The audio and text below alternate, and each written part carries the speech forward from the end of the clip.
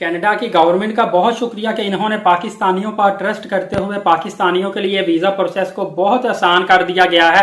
अब आप पाकिस्तान में रहते हुए शायद लाहौर जाएंगे तो वो आपके लिए मुश्किल सफ़र होगा, लेकिन पाकिस्तान में रहते हुए कनाडा का सफ़र लाहौर से भी आसान कर दिया गया है।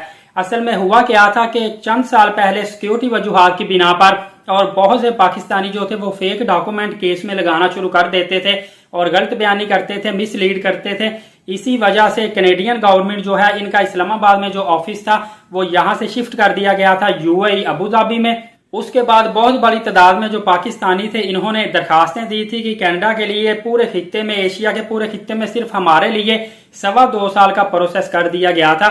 आपने माइग्रेट करना था कनाडा में, इवन के विजिट वीजा भी लगवाना था, तो कम अज कम 1 साल से लेकर 2.25 साल का प्रोसेस होता था। डॉक्यूमेंटेशन जाती थी, वेरिफिकेशन होती थी, बायोमेट्रिक होती थी, सम टाइम इंटरव्यू होता था और इस तमाम तार प्रोसेस में बहुत ज्यादा टाइम लगता था। तो पाकिस्तानियों ने बहुत ज्यादा पाकिस्तानी हुकाम को भी दरखास्तें दी है और कनाडा के जो इमिग्रेशन मिनिस्टर हैं सियान फ्रेजर साहब, इनको भी एप्लीकेशंस दी थी कि हमारे लिए प्रोसेस को आसान कर दिया जाए।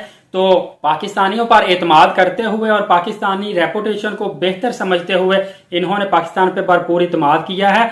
और क्या फायदा हुआ है कि जो प्रोसेस 2.25 साल का था उसको कम करके सिर्फ 2 महीने तक का कर दिया गया है। और अभी रिसेंटली सियान फ्रेजर साहब इस्लामाबाद के अंदर वीजा प्रोसेस सेंटर ओपन करने जा रहे हैं और जैसे ही ये सेंटर ओपन होता है उसके बाद हमें अबू धाबी में भी डॉक्यूमेंट जमा करवाने की जरूरत नहीं है। तमाम तर प्रोसेस जो है वो इस्लामाबाद से होगा और उसमें जो प्रोसेस टाइम है हमारा सिर्फ 1 महीने तक का रह जाएगा। और जिन लोगों का ख्वाब था कनाडा में जाने का, चाहे वो विजिट वीजे के लिए जाएं, चाहे इमिग्रेशन के लिए जाएं, वहां पे परमानेंट माइग्रेट करने, उनके लिए बहुत बड़ी ये अपॉर्चुनिटी है।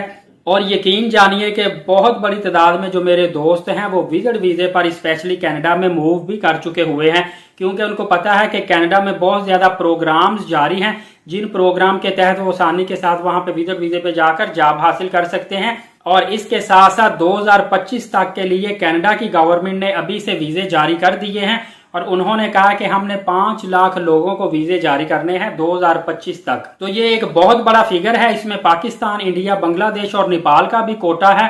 अब आपके लिए कनाडा जाना बिल्कुल भी मुश्किल नहीं रहा। अगर आप कनाडा की वेबसाइट में देखेंगे तो वहां पे प्रोसेस टाइम अभी भी ज्यादा आ रहा है, लेकिन सियान फ्रेजर से जब राब्ता किया गया तो उन्होंने बाकायदा तौर पर ट्विटर किया और तो उन्होंने कहा आप मिस रीड ना करें इस ड्यूरेशन को, लिहाजा आपका ड्यूरेशन स्पेशली पाकिस्तानियों का कम करके 60 डेज कर दिया गया है। असल में जो कनाडा के लोकल लोग हैं, बहुत ज्यादा वीजे, जो 5 लाख वीजे इन्होंने 2025 तक जारी करने हैं, जो कनाडा के लोकल लोग हैं वो बहुत ज्यादा सोल लोग हैं। हार्ड काम वो नहीं कर सकते, बहुत ज्यादा सर्दी में भी काम नहीं कर सकते और बहुत ज्यादा हार्ड काम भी नहीं कर सकते। और दूसरी वजह यह है कि अगर पाकिस्तान, इंडिया, बांग्लादेश, नेपाल से लोगों को बुलाया जाता है तो इनको सैलरी कम दी जाती है। वहां के लोकल लोग जो हैं वो लोकल लोग ज्यादा डिमांड करते हैं सैलरी की। पाकिस्तानियों को और इंडियंस को भी लाखों में सैलरी मिलती है इनकी अपनी करेंसी में अगर ये एक्सचेंज करें तो, लेकिन as compare to local Canadian जो है सैलरी इनको कम दी जाती है, मेरा ये कहने का मतलब है। तो इसी वजह से भी, और दूसरा ये है कि जो पाकिस्तानी इंडियन हैं इनमें ज्यादा स्किल्ड पर्सन लोग होते हैं और ये मेहनत से घबराते नहीं हैं और ये बहुत ज्यादा सख्त सर्दी में भी काम करना जानते हैं, इसी वजह से इन लोगों को प्रेफर किया जाता है। दूसरा, कोविड के दिनों में बहुत ज्यादा लेबर की शॉर्टेज हो गई थी। आम लोग जो थे वो कोविड की सूरत हाल की वजह से कनाडा को छोड़कर अपने अपने कंट्रीज में मूव कर गए थे। और एक मसला ये भी हुआ था कि बहुत बड़ी तादाद में लोग जो थे उनका सिर्फ और सिर्फ मकसद था नेशनैलिटी हासिल करना।